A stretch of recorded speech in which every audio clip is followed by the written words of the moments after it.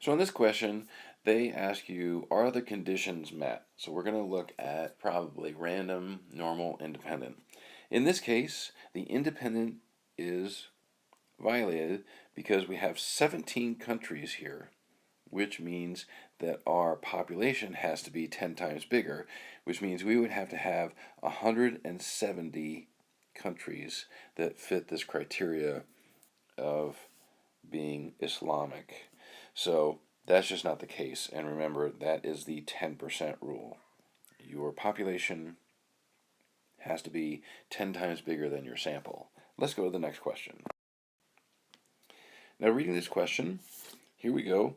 We're going to look at red wine and white wine and these polyphenols, I guess, and whether they increase or decrease based on red wine or on white wine. Now, they do a dot plot for these two groups of data, and they ask, letter A, are the centers of the two groups similar or different? They're very different. The centers for the white wine is close to 0, and the red wine is way up here at like 6. But if you look at the spreads, the distance here and the distance there, that's the spread. They look about the same. So the centers are different, but the spread is about the same. So here is how we do the confidence interval. So here are the two averages from these two lists. You put them into list 1 and list 2. The two averages, and we are going to find the 90% confidence interval. So we put 0.95 in, and the standard deviation squared divided by the sample size. Standard deviation squared divided by the sample size, and we get this. So, what does that tell us? We are 90% confident that the true difference between the two means is somewhere between 2.71 and 7.8. So, there's that confidence interval. Letter C, what does that suggest? Well, remember, there's no 0 in here, okay? Which indicates that we are pretty sure that there is actually a difference between the red wine and the white wine. If there was a 0 contained in this interval, we can't be sure that there's any difference at all. That's the big deal. Okay, next. Now in this one, guys and girls are trying to work during the summer to pay for school, and here's the average wage for the summer. And here's the standard deviation. It's really big. Now how can you tell that it's right skewed, or could you assume that it's right skewed? Well, if this is the average, I don't think we could take this away from that and say a student is working all summer for $500. So I think that some students are making way more than that. And then also, how can we use a T procedure? Well, because we are using the mean, we need a sample size of 30 or more. We have way more than 30. So we are pretty confident that a T procedure will be fine in this case. Let's go to letter B. So on this one, the confidence interval, I'm going to use a calculator on this one. So stat over to tests, and it is going to be a 2-sample T interval, which is letter 0. Okay, and I'm going to use stats in that case, not the data, because I didn't put this stuff into list 1 and list 2. I plug all the stuff in, and I crank out the number. So what does this mean for our confidence interval? If we subtract the female earnings from the male earnings, we get this difference, somewhere between $413 and $634, which means the guys are making more than the girls. Okay, somewhere between $400 and $600 more over the course of the summer. We're 90% confident that's the case. Now, what about the confidence level? What does that mean? That's a little different than interval. So the level means that if we did this experiment over and over again with the same size samples from the same university again and again and again, we would get different intervals here, but we would capture the true difference between the males and the females 90% in 90% of our samples that we take. So in other words, if we did this experiment 100 times, 90 of our intervals would capture the true difference between the men and the women. Okay, let's go to the next one. Okay, on this one, kids did different activities to increase their reading, and here are some of the results. Now, letter A says, let's take a look at these. Can we say something about these two graphs? Well, it looks like the kids that did the activities did better. Their average score is higher, or the median score is higher for this group. The standard deviation for the control group is wider. And let's see, the middle 50% is tighter here for the students that did the activities. Okay, those are some of the things you could say. You could put some numbers, like the control group. The max was higher for the control group than it was for the activities group, but the low score was lower. So much bigger range here in scores than the ones that have the activities. More consistent results for those that did the activities than the ones that did not. Okay, let's look at letter B. So don't forget, you got to do state, plan, do, conclude. So don't forget your random, normal, independent. But let's just do this. I'm going to try to make this a little shorter. Let's just do our null hypothesis, and that would be that the mean of the two groups would be the same. If you subtracted them, you would get 0. Versus if you subtract them, the first group minus the second group, we're going to say the first group did better, right? Because they did the activities.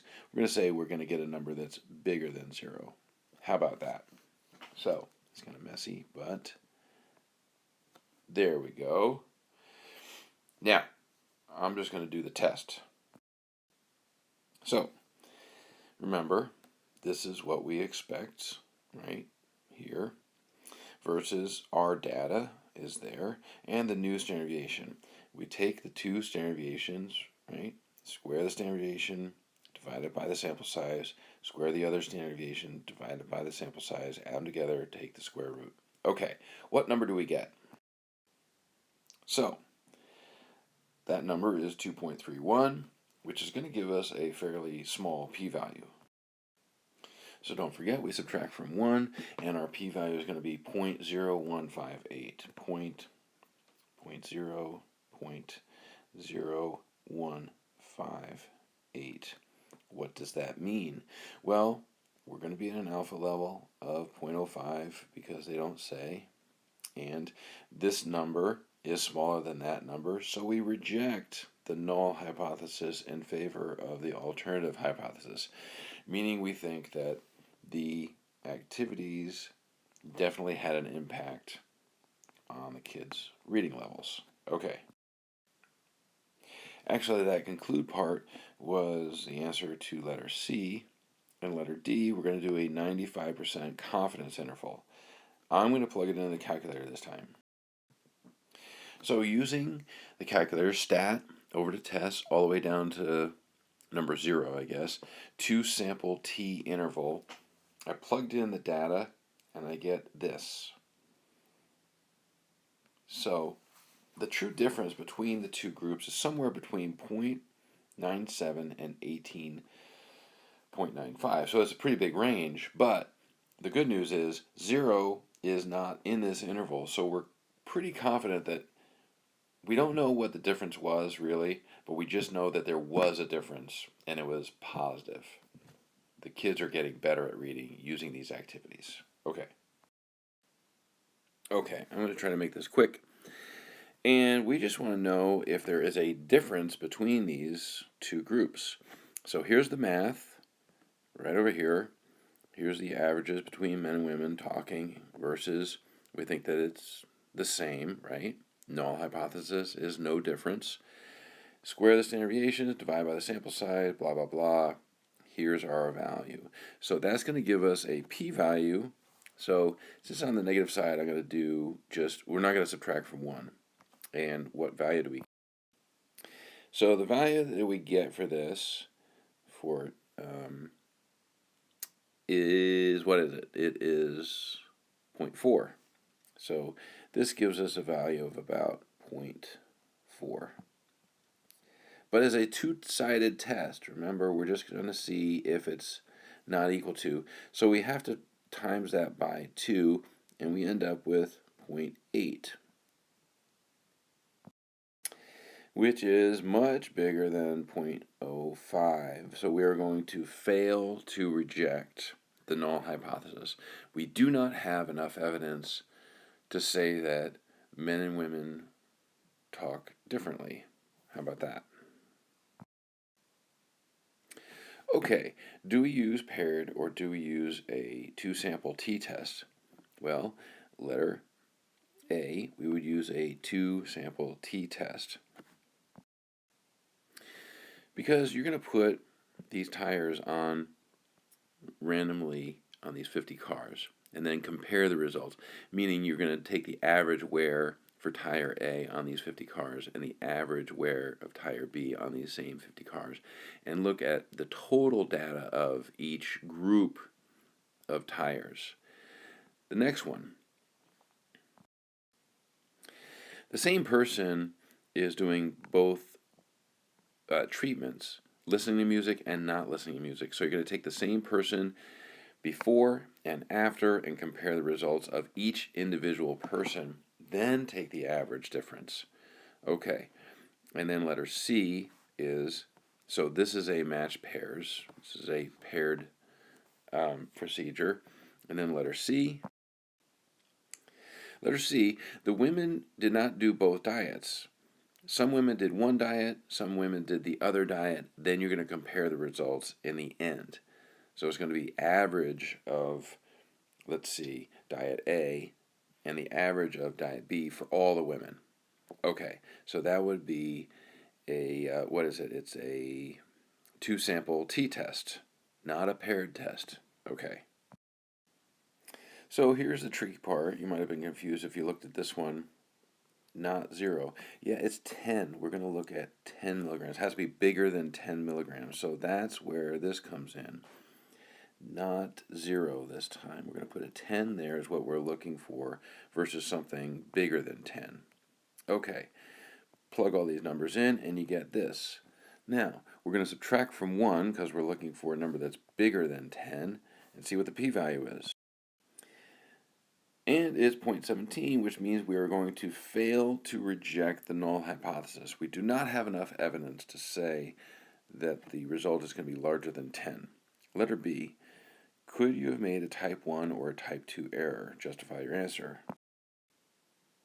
So the mistake we could have made is that we failed to reject when the null hypothesis was actually false. That is a type 2 error. Type 2 error. Fail to reject when the null hypothesis is actually false.